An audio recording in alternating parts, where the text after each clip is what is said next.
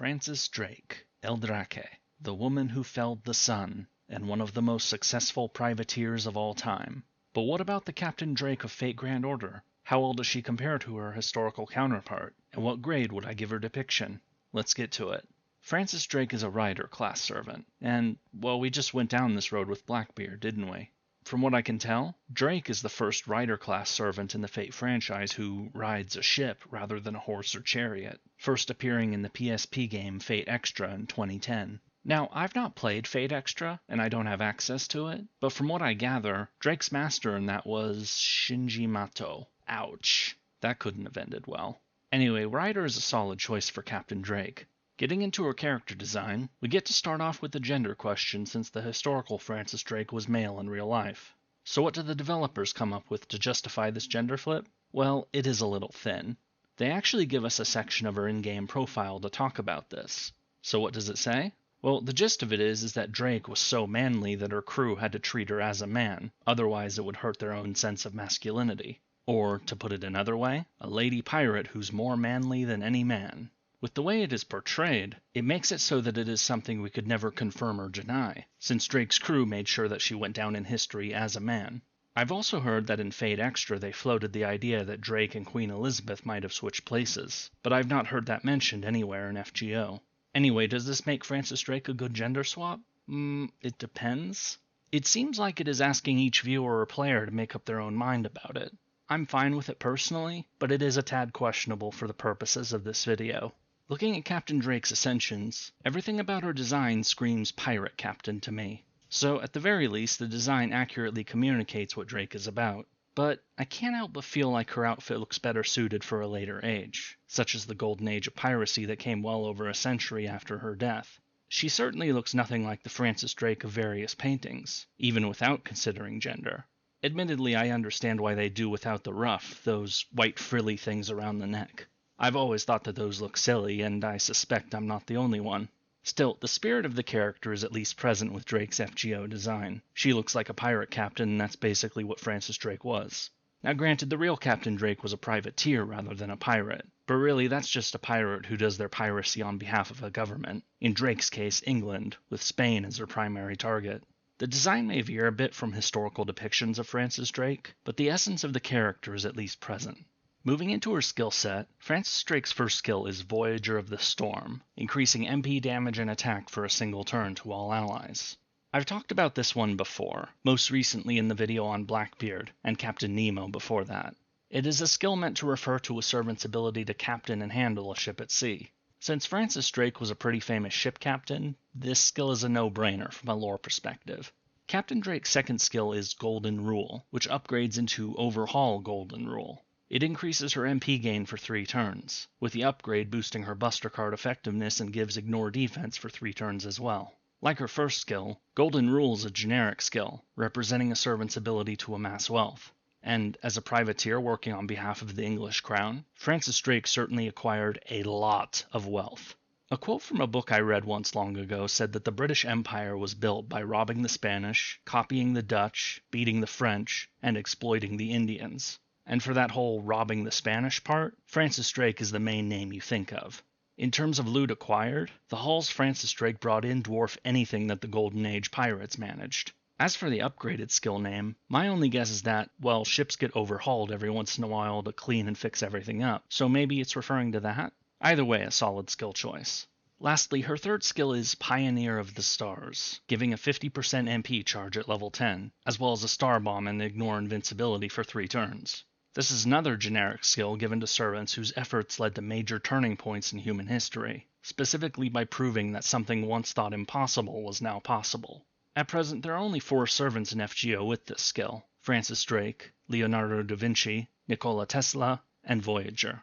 As for Drake's qualification, well, she was the first person to successfully circumnavigate the globe and live to tell the tale. Oh yeah, and she totally did piracy against the Spanish throughout that voyage, notably raiding off the Pacific coast of Spain's American colonies. Captain Drake's voyage was not only an impressive feat of navigation, it was also immensely profitable for both Drake and the English crown. Francis Drake's noble phantasm is Golden Wild Hunt, whereupon she stands upon the bow of her ship, summons some giant cannons, and blasts all enemies, getting some more critical stars as well. The thing is, these other cannons are meant to be coming from ghost ships, while the ship she is standing upon is her most famous ship, the Golden Hind. This ship used to be named the Pelican, but was changed during the circumnavigation voyage. We even get a little joke about this in-game. The Golden Hind, by the way, is meant to be another one of Captain Drake's MPs, but it isn't demonstrated in any in-game skill. That must be where the golden part of the name Golden Wild Hunt comes from, but what about the rest? What's the deal here, and what's this Wild Hunt business? Was Francis Drake a secret boss in The Witcher 3? Well, as fun as that might have been, no she wasn't.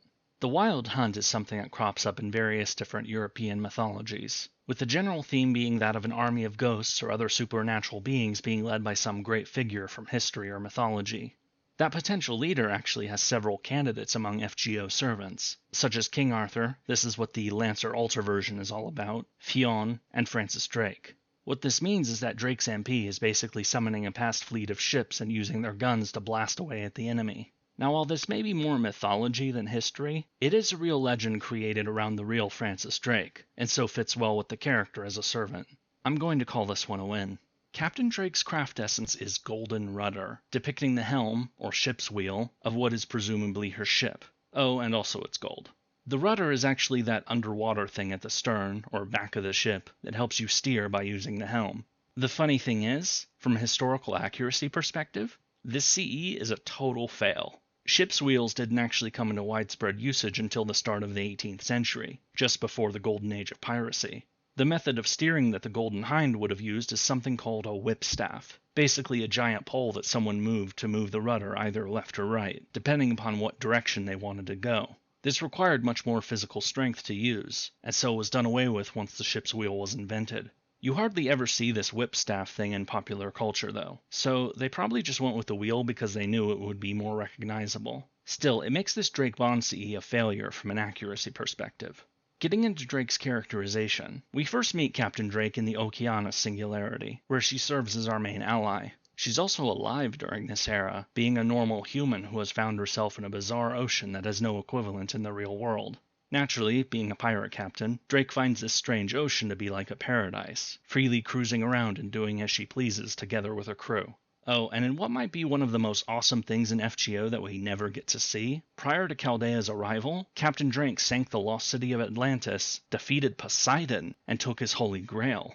You only hear about all of this in a few lines of dialogue early in Okeanos. Of course, Drake just uses the Grail to wish for large quantities of food and booze, regularly partying and enjoying life with the crew of the Golden Hind. It is in the midst of one of these parties that you first meet Captain Drake, shortly after arriving in the Singularity. To say that the historical Francis Drake was a complicated character is a bit of an understatement. To his friends and allies, he was an inspiring leader who tended to look after those under his command. To his foes, Drake was a ruthless pirate who plundered everything he could get his hands on, but is noted for being kind towards prisoners that he captured. In his early years, Drake did work on a slave ship, yet he also freed slaves and was relatively humane in his treatment of native populations, notably choosing to rescue one of his crew members rather than to massacre natives in revenge for the ones who had been killed already. He is noted for being a bit arrogant, always playing up his own accomplishments. But since Drake had risen from a commoner to a favorite of Queen Elizabeth in a time where one's status at birth was crucial, this makes sense.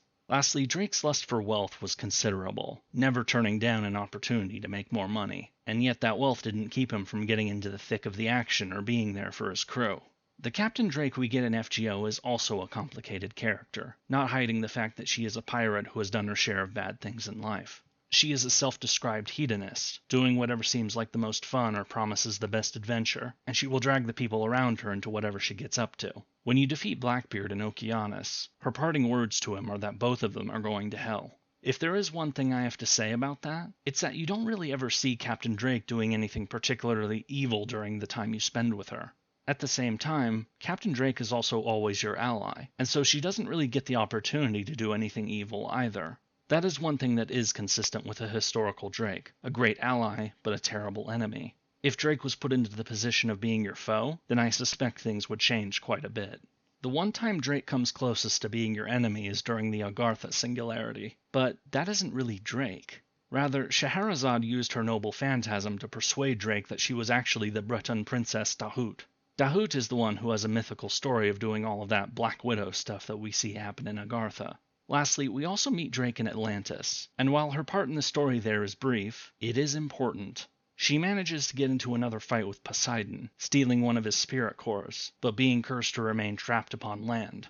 Being put into a situation that is no doubt hellish for the freedom-loving Draque, she chooses to sacrifice herself as part of a ploy to get Jason out of his funk, ensuring that even if she can't help Chaldea, her actions would push Jason to do so. That is one thing that we see pretty consistently with Draque in FGO. Even if she has a selfish reason to do something, it can still end up being helpful to others.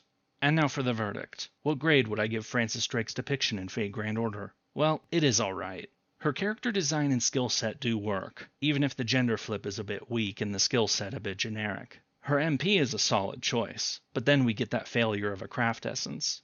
As for characterization, we get a fun-loving pirate who is selfish and doesn't apologize for her way of life, though we don't see her actually doing much that could be considered evil. I do like whenever Draque shows up in the story, but I also can't really argue against those who would say that we only really ever see the good side of Captain Draque. As a whole, I would say that Drake's depiction in Fate Grand Order is competent, but still with room for improvement. And so for a final grade, I'm going to give Francis Draque, the woman who felled the sun, a C. I thought about giving her a C+, but the thin justification for her gender swap and that fail of a craft essence brought her down. Now, if she ever did get a story where we got to see Captain Draque as a dangerous enemy capable of doing the evil she claims to have done, now that would be very interesting. And if you would like to learn more about another infamous pirate captain, check out my video on Blackbeard here. Until next time.